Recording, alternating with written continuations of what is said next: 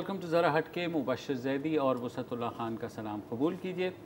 खुदा खुदा करके श्रीलंकन क्रिकेट टीम का दौरा पाकिस्तान कंफर्म हुआ था। उन्होंने इस माह की 27 तारीख से 9 अक्टूबर तक पाकिस्तान का दौरा करना था। 3 वनडे खेलने थे और इतने ही T20।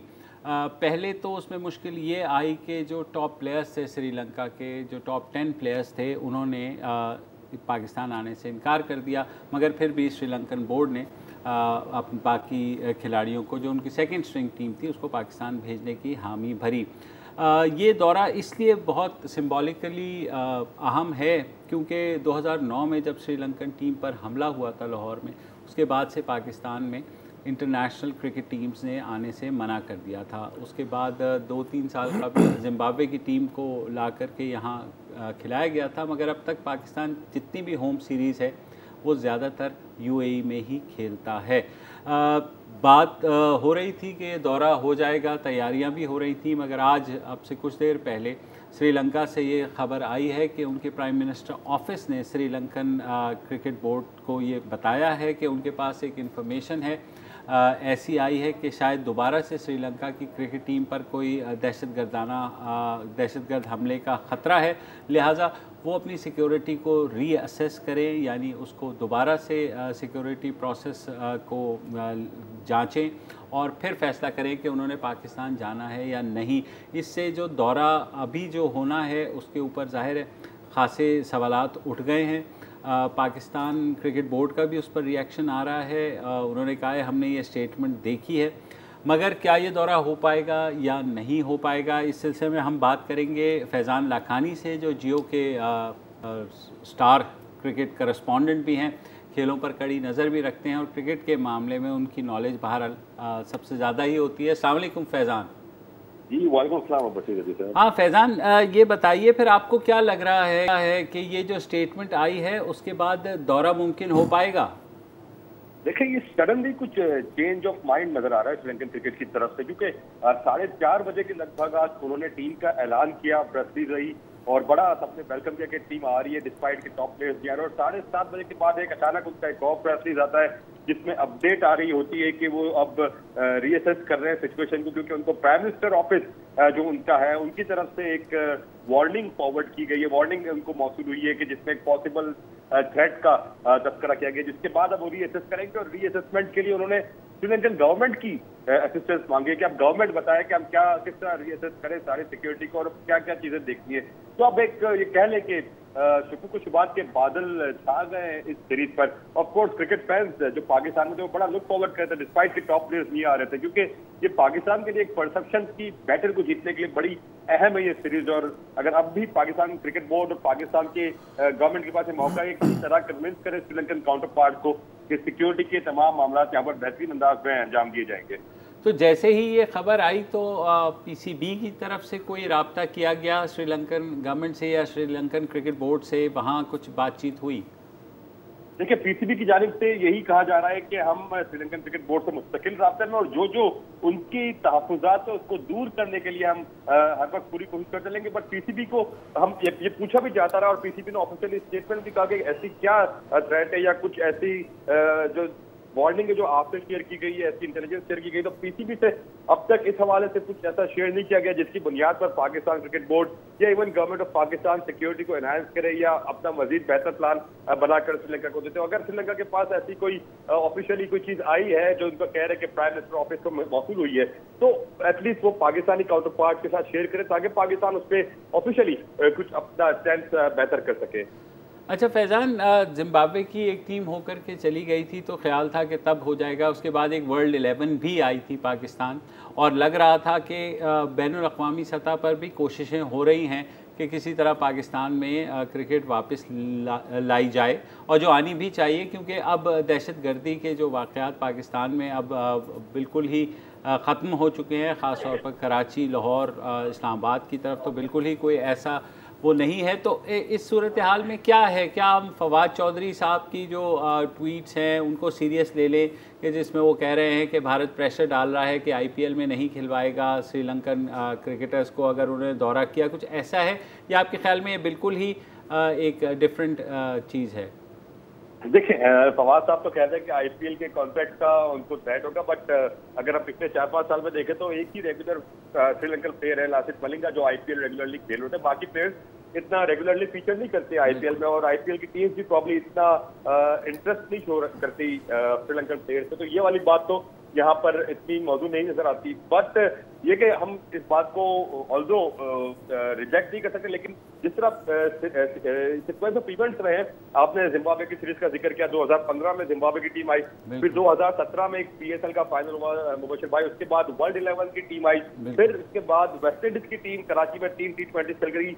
इनफैक्ट श्रीलंका की टीम भी एक T20 खेलने लाहौर आ चुकी है और उसमें थिसारा परेरा भी उस टीम में शामिल है। तो उस टीम में भी ऑफ कोर्स वो सिक्योरिटी के सारे अरेंजमेंट देखे। इस बार जो पीएसएल के 8 मैचेस पाकिस्तान में हुए, उसमें शेन वॉटसन जैसे प्लेयर्स मौजूद थे, उसमें ब्रावो जैसा टॉप प्लेयर मौजूद था, तमाम ही ऑलमोस्ट टॉप प्लेयर्स भी उस सीरीज में जो पाकिस्तान में पीएसएल के मैचेस में उसमें सारे प्लेयर्स हैं। तो पाकिस्तान में सिक्योरिटी के हवाले से तो मुबशिर भाई दुनिया को बता दें कि वो कितने बेहतर इंतजाम कर सकते हैं। अब श्रीलंकन प्लेयर्स के जहनों में क्या है, जो टॉप प्लेयर्स थे वो अभी फिलहाल कुछ नहीं कह सकते। शायद उनको ये था कि उन्हें, जो मेरी अंडरस्टैंडिंग है, शायद मैं गलत भी हो सकता हूँ, क्योंकि माजी में बहुत ज्यादा इंसेंटिव दिए जाते रहे थे। जो भी टीम पाकिस्तान विजिट कर रही थी, इवन जिम्बाब्वियंस को भी एडिशनल डॉलर्स मिले थे। पीएसएल में जो प्लेयर्स आते रहे थे उनको भी काफी इजाफी नवाजा गया था। तो शायद अब प्लेयर्स ये चाह रहे थे कि अब भी अगर वो पाकिस्तान जाए तो कुछ उस पर इजाफी माली फवाद हो जाए। तो ऐसा इस बार हो नहीं रहा, तो शायद इस वजह से प्लेयर्स ने थोड़ी सी रिलक्टेंस शो की।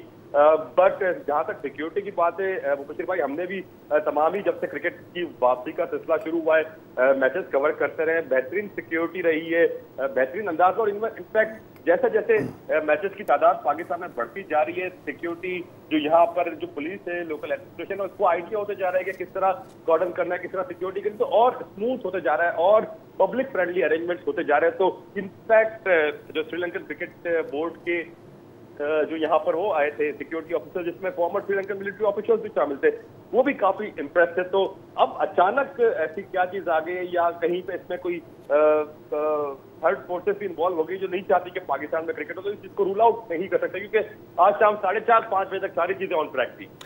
फैज़ान, मैं आपसे ये जानना चाह रहा हूँ, एक तो मुझे इस बात पे बहुत हैरत है कि आपने बताया कि श्रीलंका को जो भी तशवीश है वो उसने पाकिस्तानी क्रिकेट बोर्ड या हुकाम से शेयर नहीं की। ये बात मुझे बड़ी अजीब व गरीब लग रही है अगर ऐसा ही है। दूसरी बात ये है कि आपके ख़्याल में जिसका काम है उसे ही करना चाहिए। अब फवाद चौधरी वज़ीर साइंस और टेक्नोलॉजी हैं, अब बजाय इसके कि वो उस पर तवज्जो दें, वो ये ट्वीट कर रहे हैं कि उन्हें खेलों के बाखबर मुबस्सिरीन ने बताया है। अब बाखबर मुबस्सिरीन, ज़ाहिर है कि आप भी इस फील्ड में बरसों से हैं, आपको भी आइडिया होना चाहिए कि ऐसे कौन से बाखबर मुबस्सिरीन हैं जिन्होंने ये बताया है।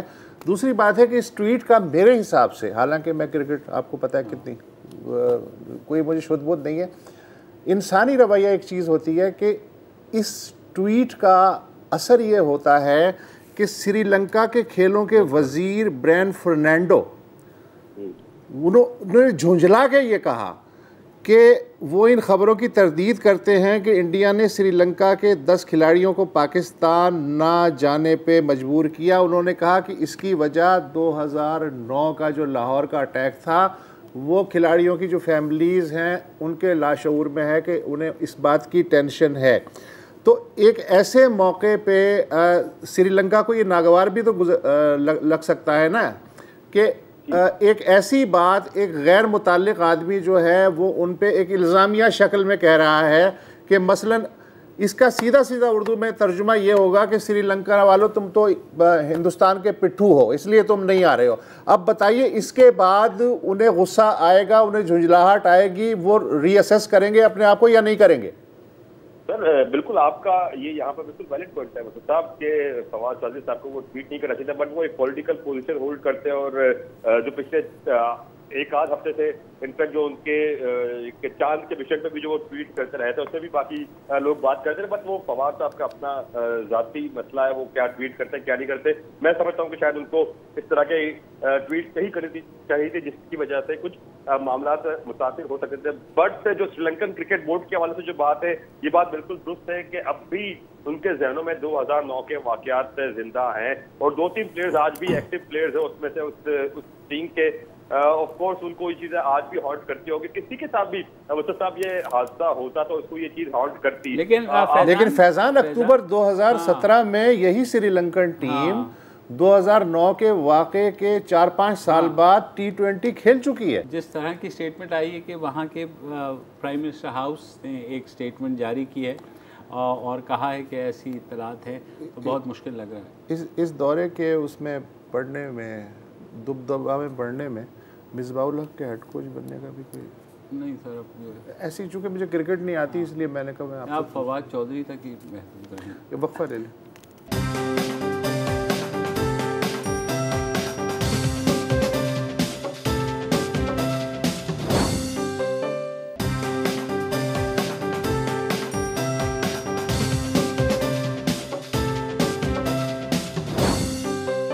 आर्टिकल 149 की मैं शाम से बात सुन रहा हूँ। वो वज़ीर क़ानून फ़रूग नसीम साहब ने कहा क्या ये शुरली क्या है? शुरली ये है कि उन्होंने कहा है कि जनाब अब आपको पता है कि गवर्नर राज की पहले बात होती रही कि सिंध में लगा देंगे और तड़ियाँ भी हो गई और वो सारे आर्टिकल 232 के तहत लगता है गवर्नर राज। मगर 18वीं तरमीम के बाद ये हो गया है कि गवर्नर राज अगर विफाक लगाएगा तो उसको फिर उसकी मंजूरी पार्लियामेंट के दोनों हाउसेस से लेगा, तो इसका मतलब वो तो गया। अब ये 149 जो है ये बेसिकली उससे एक निचले दर्जे का जो है वो 149 जो मैंने अंग्रेज़ी में पढ़ के उर्दू में समझा है वो ये है कि विफाक सूबे को कौमी और स्ट्रेटजिक अहमियत के मवासलाती निज़ाम की तामीर व देखभाल के बारे में हिदायत दे सकता है।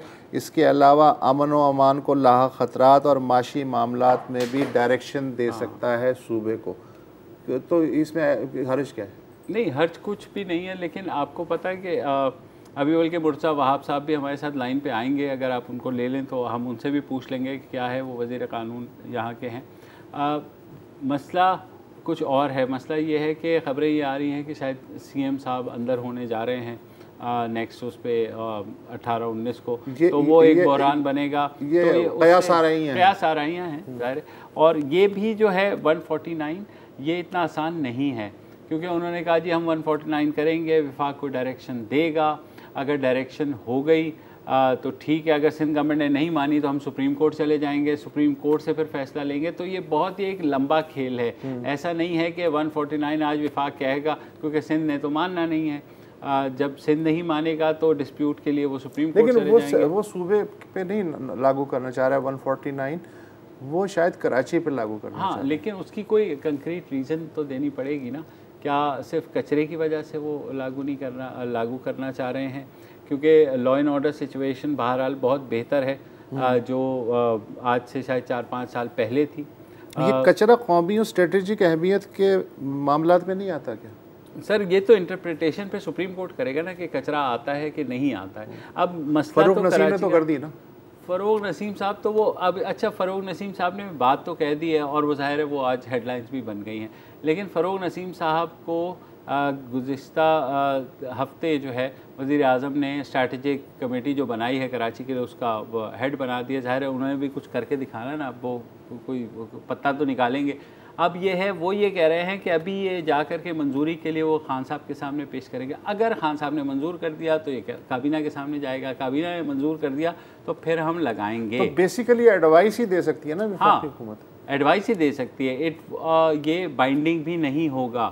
और इस बारे में जो है वो जजमेंट्स भी मौजूद हैं कि जनाब आपकी एडवाइस की क्या लिमिट हो सकती है। तो इसमें इतना फिर परेशान होने की क्या ज़रूरत? नहीं, परेशान तो कोई भी नहीं है। वो तो अब सर एक लीनर डे है ना, तो अब वो उन्होंने आ गए टीवी वालों के पास भी। आपको पता है पिछले 2 दिन 9वीं 10वीं गुजरी है तो ख़बरें नहीं थी, तो उन्होंने कहा जी इसके ऊपर चला देते हैं। मुझे ये बताइए कि आर्टिकल 149 की क्या ज़रूरत है जब अली जैदी साहब इस शहर के मामलात ठीक करने के लिए विफाक की जानिब से डिफेक्टो वाइसराय बना दिए गए हैं? क्या ज़रूरत? कोई ज़रूरत नहीं है। लेकिन आपको पता है वो फिर उस तरह से तो उनकी कोई अथॉरिटी तो नहीं है ना। मैं वही कह रहा हूँ ना, डिफेक्टो। हाँ, तो डिफेक्टो तो उसी अथॉरिटी को वो करने के लिए 149(4) जो है इसको वो करना चाहेंगे कि हम ये कर दें, तो अगर देखें कुछ हो पाए तो। नहीं तो कुछ नहीं तो चाय तो पी लेंगे ना, पानी तो गर्म है। कम से कम ब्रेक लेना तो हमारे बस में है ना।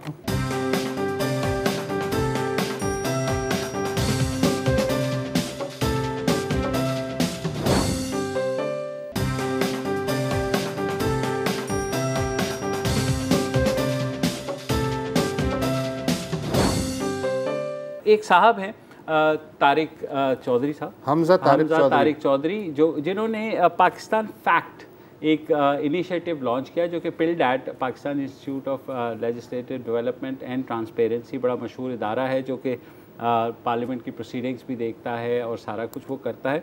उन्होंने एक इनिशिएटिव लॉन्च किया कि ये जो ट्रांसपेरेंसी की वजह से जो भी सियासतदान बयान देते हैं उसका फैक्ट चेक होना चाहिए कि आया जो वो बयान दे रहे हैं क्या वो सही है या वो गलत है। और इस इनिशिएटिव को फिर जो है इन पिल्डैट की वेबसाइट पर उन्होंने परमानेंट फीचर के तौर पे रख दिया। और बहुत ही जैसे मसलन असद उमर साहब का एक बयान था कि पिछले साल यानी 2018 में पाकिस्तान की सेविंग टू जीडीपी रेशो 10% थी। अब हम आप जैसे जाहिर है जो कि इतने मईशत को नहीं समझते, वो कहेंगे असद उमर साहब से बढ़ के कौन इस बात को जो है ना समझ सकता है। तो अखबार कहते थे सही कह रहे होगा मलुक, तो वो इन्होंने तो पाकिस्तान चेक किया प्रोग्राम जो है उसने चेक किया तो उन्होंने कहा कि 10% नहीं, दरअसल 19% था जीडीपी टू सेविंग रेशो, जो कि इस तरह करके। अच्छा, एक और है, बख्तावर भुट्टो जरदारी ने 25 जुलाई 2019 अभी ही एक बयान दिया कि जो अद्वियात हैं उनकी कीमत में पिछले 11 माह में 200% इजाफा हुआ है। तो पाकिस्तान फैक्ट चेक ने जो है वो रेकी की कि भाई ये बयान दुरुस्त है या नहीं, तो पता ये चला कि ये गलत आदाद व शुमार हैं। पिछले 11 माह में अद्वियात की कीमतों में सिर्फ 9.8% इजाफा हुआ है। तो एक तरह से ये एक हम जैसे जो नाबलद किस्म के सहाफ़ी हैं उनकी खिदमत भी है कि वो अपने फैक्ट ठीक कर सकें। और दूसरा ये कि गुज़िश्ता माह जब पेट्रोल की प्राइसेस बहुत बढ़ गई थी तो बिलावल भुट्टो ने जब ये बयान दिया कि ऑल टाइम हाई पे है पाकिस्तान में आजकल, तो उस पर सब आ गए कि नहीं ये तो जब जरदारी दौर में इतनी बढ़ गई थी 120 पे था और ये सारा कुछ। तो इन्होंने फिर फैक्ट चेक किया और उन्होंने कहा कि जो भी डेटा पाकिस्तान स्टेट ऑयल के आर्काइव्स में मौजूद है जनवरी 1, 2006 से अगस्त 2019 तक ये 117.83 की जो पेट्रोल की प्राइस थी इज़ द हाईएस्ट, यानी सबसे ज़्यादा प्राइस इमरान खान के दौर में हुई है, हमेशा इमरान खान के दौर में हुई। अच्छा। तो हम चलते हैं मेरे ख्याल में हमजा तारिक चौधरी साहब के पास ही, जिन्होंने पाकिस्तान फैक्ट लॉन्च किया। ये परसू करें अपनी masters degree London school of economics से इंटरनेशनल रिलेशंस में। Welcome to the show Hamza. बहुत शुक्रिया आपका, थैंक यू हमजा। ये बड़ा अच्छा इनिशिएटिव है क्योंकि हमारे यहाँ कहते हैं कि ज़्यादातर ख़बरें जो है वो अफवाहों पर ही चलती हैं या सियासतदानों के बयानों पर चलती हैं। तो आपने ये इनिशिएटिव लॉन्च किया तो आपके जहन में क्या था? अच्छा देखें, सियासतदान झूठ बोलते हैं कोई नई बात नहीं, दुनिया में हर सियासतदान ने कभी ना कभी कोई ना कोई तो झूठ बोला हुआ है। हमारे ख्याल में जो एक चीज़ चेंज हुई थी पिछले 5 साल में वो ये है कि जिस प्लेटफॉर्म पर झूठ बोला जाता है वो बदल गया है। सो फेक न्यूज़ के ऊपर सिर्फ एक स्टडी हुई है पाकिस्तान में 2018 में, जिसके मुताबिक जो 64% हमारे यंगर डेमोग्राफिक है वो फेसबुक और ट्विटर और व्हाट्सएप से अपनी न्यूज़ लेती है। सो हमें मसला ये नज़र आया कि अगर आप किसी भी न्यूज़ चैनल के ऊपर कोई भी बात करें वहाँ अकाउंटेबिलिटी होती है, आपकी जैसे सहाफ़ी होते हैं जो कि उनको फैक्ट चेक कर सकते हैं, बेशक लाइव हो, बेशक रियल टाइम में हो, बेशक उससे अगले दिन हो। फेसबुक, ट्विटर, व्हाट्सएप के ऊपर ऐसा कोई फ़िल्टर नहीं है। तो जिस पॉइंट पर हमने ये रियलाइज़ किया और जिस पॉइंट पर हमने देखा कि इसकी वजह से बहुत बड़े झूठ बोले जा रहे हैं और बहुत ज़्यादा लोग इन झूठों को मान रहे हैं और इन झूठों की बहुत अहमियत है पाकिस्तान के सियासी कल्चर में, उस पॉइंट पे हमने रियलाइज़ किया कि इस तरह का प्रोग्राम बहुत ज़रूरी है पाकिस्तान का पॉलिटिकल कल्चर इम्प्रूव करने के लिए। अच्छा, तो सबसे बड़ा झूठ क्या पकड़ा आपने वैसे, अगर मैं पूछूं आपके ख्याल में, जो आपको बड़ा इंटरेस्टिंग लगा हो? सबसे जो इंटरेस्टिंग झूठ लगा हो, आई थिंक हमारे काफ़ी अभी अनपब्लिश्ड भी फैक्ट चेक्स पड़े हैं जो कि हमारे लिए बहुत इंटरेस्टिंग हैं। जो हमने अभी पब्लिश किए हुए हैं, आई थिंक उनमें से जो सबसे इंटरेस्टिंग फैक्ट चेक मेरे लिए पर्सनली था जो हमने शीरी मज़ारी साहिबा का फैक्ट चेक किया था, तो उनके मुताबिक उनके जो HRCP सिंध के फोकल पर्सन हैं उनके ऊपर असॉल्ट के कोई चार्जेस नहीं थे, वो एग्जॉनरेट हो गए थे, वो मासूम थे। हमने फिर सिंध हाई कोर्ट के डॉक्यूमेंटेशन निकाली और उसके मुताबिक पता चला कि उनकी बाकायदा प्ली डील हुई थी और उनकी एक सेटलमेंट हुई थी जिसपे असॉल्ट की बात के ऊपर ही सेटलमेंट हुई थी। तो ये झूठ मेरे लिए एक और फैक्ट चेक बहुत अहमियत इसलिए रखता है कि इसके बाद एक रियल वर्ल्ड इम्पैक्ट भी आया। श्री मज़ारी साहिबा ने उससे अगले दिन इन फोकल पर्सन को HRCP से निकाल दिया। सो अगेन सच और झूठ एक बड़ा फ़लसफ़ा लगता है, लेकिन इसके बड़ी ज़्यादा रियल लाइफ मुआशरे में इम्पैक्ट भी होते हैं। अच्छा, अपनी टीम के बारे में बताइए, कितने लोग हैं, रेसिपी क्या है, क्या क्या छानते हैं, फिर उस नतीजे पे पहुंच के जो है वो फिर हम तक पहुंचाते हैं, उसका ज़रा तारुफ करें। कई सवाल पूछे हैं, मैं आपको कई जवाब दूंगा। पहली बात तो ये है कि प्रोजेक्ट आता कहाँ से है। हमारा एक ऑर्गेनाइजेशन है जिसका नाम है पाकिस्तान इंटरनेशनल स्टूडेंट्स अलायंस। इसके अंदर पूरे पाकिस्तान से जितने भी बच्चे हैं जो बाहर पढ़ रहे हैं, बेशक वो मेरी तरह UK में हो या US में हो या ऑस्ट्रेलिया में हो, हमने उनका एक प्लेटफॉर्म खड़ा किया है जहाँ हम अपने रिसोर्सेज इस्तेमाल करके इस तरह के प्रोजेक्ट्स बना सकें। ये एक इंटरनेशनल लेवल पे हो रहा है। इस तरह के हमने कई प्रोजेक्ट्स बनाए हुए हैं। ऑन द ग्राउंड जो इम्प्लीमेंटेशन है वो भी पाकिस्तानी स्टूडेंट्स कर रहे हैं, लेकिन वो पाकिस्तानी स्टूडेंट्स लाहौर यूनिवर्सिटी से हैंड पिक्ड हैं। LUMS, LSE, इस तरह की कई यूनिवर्सिटी हैं जहाँ से हमने बच्चों के इंटरव्यू किए, उनको हैंड पिक किया और फिर उनकी एक टीम खड़ी की जो पिलडैट के दफ्तर में और उनके ऑस्पिसेस के अंडर काम करते हैं। अब इसमें प्रोसेस क्या होता है? इसका जो प्रोसेस है वो ये है कि हम हमेशा न्यूज़ साइकिल को फॉलो करते हैं। सो फॉर एग्जांपल आपका शो एक ऑलमोस्ट कंपल्सरी वॉचिंग होती है। इस तरह की हमारे कोई अबाउट 12 से 13 शोज़ हैं जो कि हम कॉन्स्टेंटली देखते हैं। वहाँ देखते हैं कौन से लोगों ने क्या बात की है, किसने मीडिया से झूठ बोला है, किसने मीडिया पर झूठ बोला है, और फिर उसमें से सिफ्ट करते हैं कि हमें कौन से फैक्ट चेक्स करने हैं। कुछ तो छोटे छोटे होंगे, जैसे अगर खान साहब कहें कि 2018 में एम्प्लॉयमेंट 4.8% इंक्रीज हुई और 4.7% है, हम उसको फैक्ट चेक नहीं करेंगे। अगर एक छोटा सा साल में आगे पीछे फ़र्क है उसको हम फैक्ट चेक नहीं करेंगे। तो हम कॉन्स्टेंटली उस तरह के फैक्ट चेक्स ढूंढ रहे हैं जिसके ऊपर पॉलिटिकल कल्चर पे एक बहुत सिग्निफिकेंट इम्पैक्ट आ सकता है। अच्छा, ज़रा हटके अभी का आपने जिक्र किया कि आप इन्हें भी देखते हैं कॉन्स्टेंटली। हमारे कौन कौन से झूठ पकड़े आपने? इसको आई थिंक ये मैं बेहतर है कि ना कमेंट करूं तो बेहतर है, क्योंकि एक बात मैं आपको ये भी कहूँगा, ये एक्चुअली काफ़ी सीरियस बात है। हमारी एथिकल गाइडलाइंस हैं जहाँ मैं अगर आपसे बात कर रहा हूँ, मैं इस प्रोग्राम का ऑपरेशनल हिस्सा नहीं हूँ। सो हमारी टीम में जितने भी लोग हैं इनके पास एक एथिकल गाइडलाइन पब्लिश्ड है जहाँ ये पाकिस्तान फैक्ट के बारे में किसी मीडिया पे नहीं बात कर सकते, किसी पॉलिटिकल पार्टी को कोई पब्लिक सपोर्ट नहीं दिखा सकते। अगर आपने वोट करना है तो वो आप प्राइवेटली कर सकते हैं, लेकिन आप बता नहीं सकते पब्लिकली आपने किसको वोट किया है। तो हमारी इन एथिकल गाइडलाइंस की वजह से मैं थोड़ा सा कंस्ट्रेंड हूँ, लेकिन मैं ये ज़रूर कहूँगा कि आपका program more often than not ज़्यादा ट्रांसपेरेंट है than most programs we've seen in Pakistan। Thank you. तो मैं आपको मिठाई खिलाऊंगा, दूसरे बाकी जो चीज़ें हैं ना वो मुझे ईमेल पे भेज दीजिएगा ताकि हम आपस तक रखें। लेकिन अभी आप जाइएगा नहीं, एक वक्फा है, उसके बाद आपसे गुफ्तगू करनी है।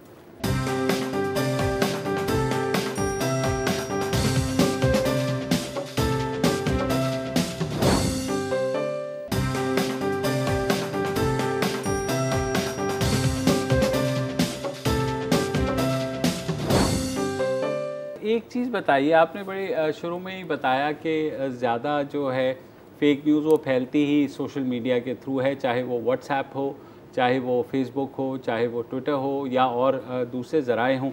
तो ये बिल्कुल प्लांट भी की जाती है और अक्सर ये होता है फॉरवर्ड एज रिसीव्ड। अब जो बंदे ने पहला वो मैसेज चलाया होता है उस तक कैसे पहुंचा जाए? उसमें तो हम जैसे शायद जो कन्वेंशनल किस्म के सहाफ़ी हैं वो शायद ना पहुंच पाए, जो टेक्नोलॉजी से इतने वाकफियत नहीं है जिनकी। तो आप कैसे पहुंचते हैं कि या पहुंच भी पाते हैं या नहीं पहुंच पाते? देखिए, ये एक ऐसा मसला है जो कि दुनिया में जितनी भी फैक्ट चेक ऑर्गेनाइजेशंस हैं वो हल नहीं कर पाई, क्योंकि आप पब्लिक फिगर्स को फैक्ट चेक कर सकते हैं क्योंकि वो पब्लिक स्फीयर के अंदर हैं, लेकिन आप प्राइवेट फिगर्स को फैक्ट चेक नहीं कर सकते। बिल्कुल। मेरे कई दोस्त हैं जिनके पास कई व्हाट्सएप चैट्स हैं जहाँ कई बातें सर्कुलेट होती हैं जो कि काफ़ी बार सच भी हो सकती हैं, काफ़ी बार झूठ भी हो सकती हैं, लेकिन जिस दिन हमने वो व्हाट्सएप चैट्स खोलना शुरू कर दी उस दिन जो प्राइवेसी वायलेशन होगी, हर सिटीज़न की वो इतनी ज़्यादा होगी कि लोग कहेंगे कि शायद सच उतना इंपॉर्टेंट नहीं जितनी प्राइवेसी है। हाँ, जो लेकिन हम कर सकते हैं वो ये है कि जो ओरिजिनल स्टेटमेंट अगर किसी ऐसे शख्स से आ रही है जो कि एक पोजीशन ऑफ पावर में है, कम से कम हम उनको पब्लिकली फैक्ट चेक कर सकते हैं। सही। हमजा, एक चीज़ मुझे बताइए, क्योंकि ये हमारे जो हमसाया मुल्क भारत में ये चीज़ बहुत देखी गई, वहाँ लिंचिंग्स तक हुई हैं ऐसी चीज़ों के ऊपर, तो जब बात इस तरह पे आएगी तो जाहिर है उसके लिए तो इक़दामात उठाने पड़ेंगे। पब्लिक इंटरेस्ट की बात बन गई ना फिर तो। हाँ जी, यहाँ भी आप अगर भारत का जो सबसे इंटरेस्टिंग केस देखेंगे वो आता है पुलवामा का मार्च के अंदर, जहाँ 2017 के उन्होंने 2017 की फुटेज शेयर की एक पाकिस्तानी प्लेन की, एक ऐसा पाकिस्तानी प्लेन जो कि 2017 में गिरा था, जो कि उन्होंने 2019 मार्च की फुटेज दिखा के शेयर की थी। तो भारत में तो ये बहुत ज़्यादा मसला है, और हमारी अपनी रिसर्च के मुताबिक, ये मेरी अपनी राय है, भारत के ऊपर ट्रेडिशनल मीडिया में भी बहुत ज़्यादा मसला है, सिर्फ सोशल मीडिया के ऊपर नहीं है।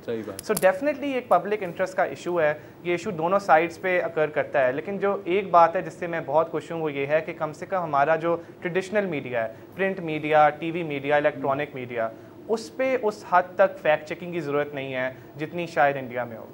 अच्छा, लेकिन एक बात से क्या आप इत्तेफाक करेंगे कि इस वक्त जिस तरीके से, जिस क्वांटिटी में चीज़ें आ रही हैं और हमें पता ही नहीं चल रहा है कि ये गलत है या सही है, तो हर मीडिया आउटलेट में जैसे एक ज़माने में प्रूफ रीडर की ज़रूरत होती थी, तो एक असेंशियल असामी होनी चाहिए फैक्ट चेक एडिटर की ज़रूरत।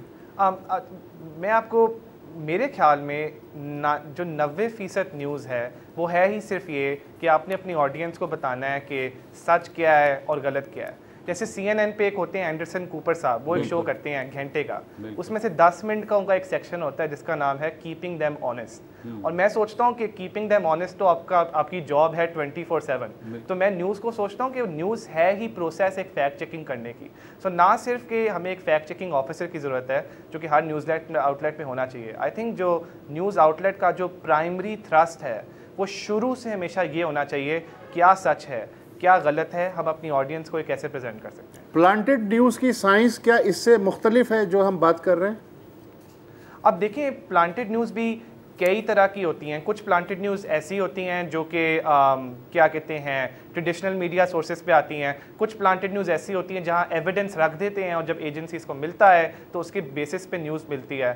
प्लांटेड न्यूज़ के बारे में आप सिर्फ ये कर सकते हैं कि आप एविडेंस के लाइन ऑफ एविडेंस को फॉलो कर सकते हैं।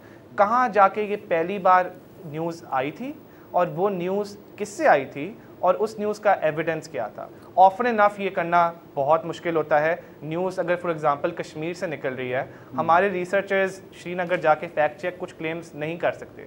सो कुछ जियोग्राफिक रिस्ट्रिक्शंस होती हैं, लेकिन जहां पॉसिबल हो हम हमेशा कोशिश करते हैं कि प्लांटेड न्यूज़ को चैलेंज करें, उसके सोर्स तक पहुँचें और फिर उसको एविडेंस और सबूत के मुताबिक एवेल्यूएट करें। ये जो आपने गुफ्तगू की और ये जो आप मेहनत कर रहे हैं, ये हम किस वेबसाइट पे देख सकते हैं?